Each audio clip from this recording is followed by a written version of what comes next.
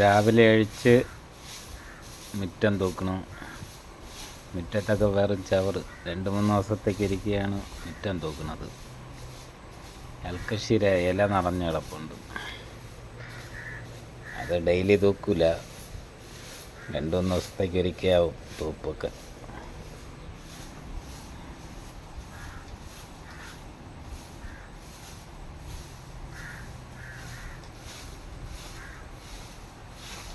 ചവറ് നിറഞ്ഞ കിടപ്പുണ്ട്. ഡെയിലി തൂത്തിരുന്നെങ്കിൽ ഇത്രയും ചവറ് വരില്ല. പിന്നെ ഡെയിലി തൂക്കാനൊന്നും സമയമില്ല. അതുകൊണ്ട് 2-3 ദിവസത്തേക്ക് ഒരിക്കലാണ് തൂക്കുന്നത്. തൂത്തെല്ലാം അവിടെ കൂട്ടിയിട്ടിരിക്കുക. എന്നിട്ട് വൈകുന്നേരം ആകുമ്പോഴത്തേക്കും കത്തിച്ച് കളയും.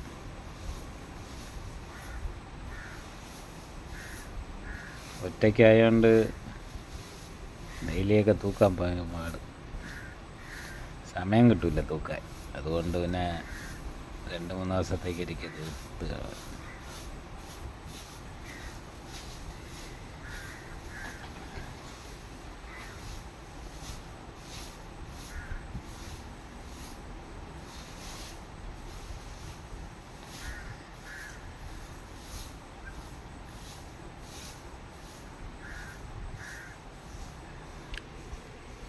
തൂത്ത് തീർന്നു. ഇനി അടുത്ത് നമുക്ക് ഇത് ബൈക്ക് വയ്ക്കുന്ന സ്ഥലമാണ്. ടാർപ്പ കെട്ടി മഴ പെയ്യുമ്പം നനയാത്ത രീതിയിലാണ് ടാർപ്പ കെട്ടിയിരിക്കുന്നത്. അതിൻ്റെ അടിയിൽ ബൈക്ക് വയ്ക്കാൻ വേണ്ടി.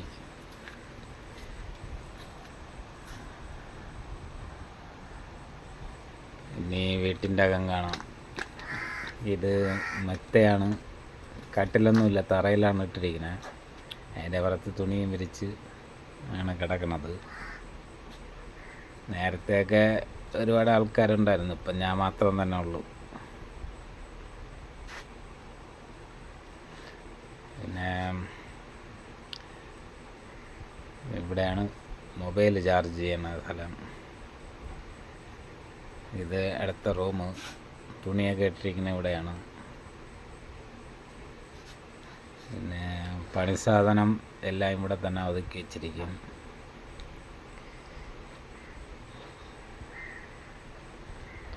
ഇവിടെ ഒരു ഫോട്ടോ ഇരിപ്പുണ്ട്.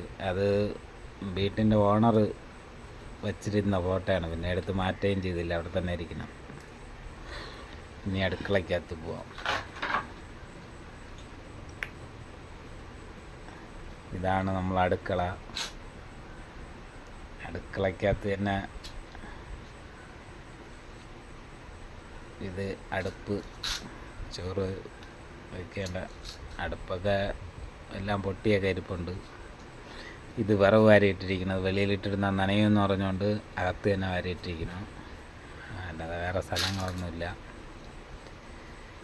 പിന്നെ പണി സാധനം, മുഴക്കോല്, ചട്ടീസ്, കുട്ടയൊക്കെ ഇവിടെ തന്നെ ഉണ്ട്. അതുകൊണ്ട് അവിടെ ഒന്നും കൂടുതൽ വൃത്തിയാക്കാനൊന്നും പറ്റില്ല. ഇനി 10 മണിയായി. 10 മണിക്കുള്ള പഴഞ്ഞു പിടിക്കുന്നതാണ്. മാങ്ങ അച്ചാറ് ഞാൻ തന്നെ ഇവിടെ നിന്ന് മാങ്ങ അരിഞ്ഞിട്ട് സ്വന്തമായിട്ട് ഇട്ടതാണ്. അത് തീർന്നു. ഇനി അടുത്ത അപ്പുറത്തൊരു കുപ്പിയിലിരിപ്പുണ്ട്. ഇനി കുറച്ച് ഉപ്പൊക്കെ എടുത്തിട്ട് വെറും പഴഞ്ഞ് തന്നെ അച്ചാറായിട്ട് കുടിക്കും. ചോറൊക്കെ രാത്രി ഒരു നേരം തന്നെ ഉള്ളു, ബാക്കി മൊത്തം പഴഞ്ഞ് തന്നെ.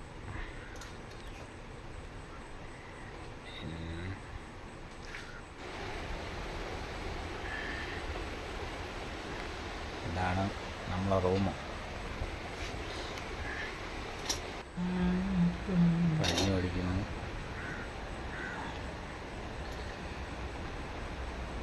ഒറ്റയ്ക്ക് ആയതുകൊണ്ട് പിന്നെ വേറെ ഒന്നുമില്ല, ഇതൊക്കെ തന്നെ ആഹാരങ്ങൾ. വെളിയിൽ ബൈക്ക് ഇരിക്കുകയാണ്. രാത്രിത്തേക്കുള്ള ചോറ് വയ്ക്കാൻ വേണ്ടി വെള്ളം പിടിക്കുന്നു. അടുപ്പിൽ തീ കത്തിച്ച് കലം കണ്ട് പേടിക്കുകയൊന്നും വേണ്ട. അരി ഇതിൻ്റെ അകത്താണ് ഇരിക്കുന്നത്, അല്ലെങ്കിൽ എലി കടിച്ച് കയറിക്കും. അതുകൊണ്ട് ആ പാത്രത്തിൻ്റെ അകത്താണ് അരി വാങ്ങിച്ച് വെച്ചിരിക്കുന്നത്.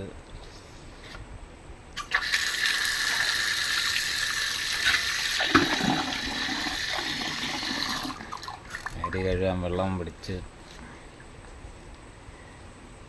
ഇനി ചോറ് വെന്താന്ന് നോക്കാം. പഴയ മോഡൽ തവിയാണ്.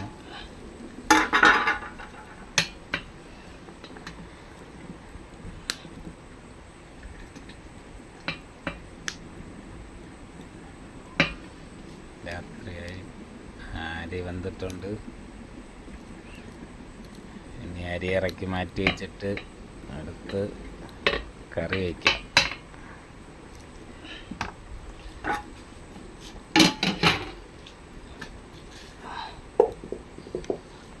കറി വേറെ ഒന്നുമില്ല, ഉരുളക്കിഴങ്ങും പിന്നെ തൂരം പച്ചക്കറിയൊക്കെ വാരിയിട്ട് വെട്ടി വയ്ക്കുന്നതാണ്. അതുകൊണ്ട് ഇങ്ങനെയൊക്കെ അഡ്ജസ്റ്റ് ചെയ്ത് കുടിക്കണം. ഒറ്റയ്ക്കല്ലേ, അപ്പോൾ കൂടുതൽ പാചകമൊന്നുമില്ല, ചെറുതായിട്ട് സിമ്പിളായിട്ടുള്ള പണിയാണ്. അടുത്ത് നമുക്കിനി മുട്ട ഓംപ്ലേറ്റ് അടിക്കാം. എണ്ണ ഒഴിച്ച്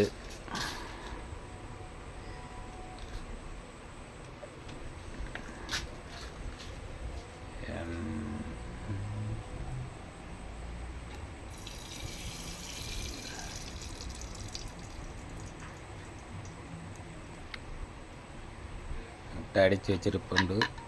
ഉള്ളി മുളകൊന്നുമില്ല, വെറും മുട്ട തന്നെ ഉള്ളൂ. ഉള്ളിയൊന്നും വാങ്ങിച്ചില്ലായിരുന്നു.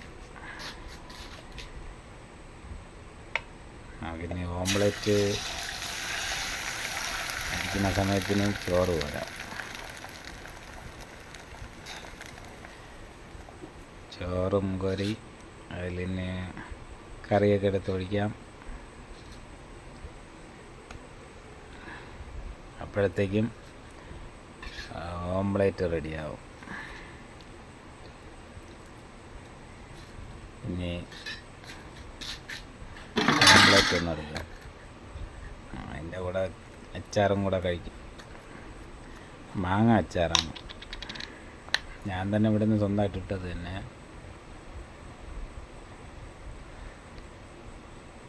ഉരുളക്കിഴങ്ങ് കറി, അച്ചാറ്, ഓംപ്ലേറ്റ്, അത്രയും തന്നെ ഉള്ളൂ.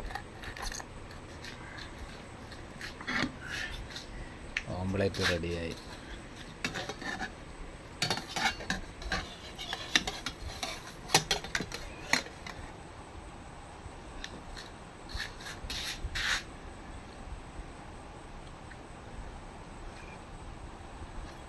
ഇനി നമുക്ക് കഴിക്കാം.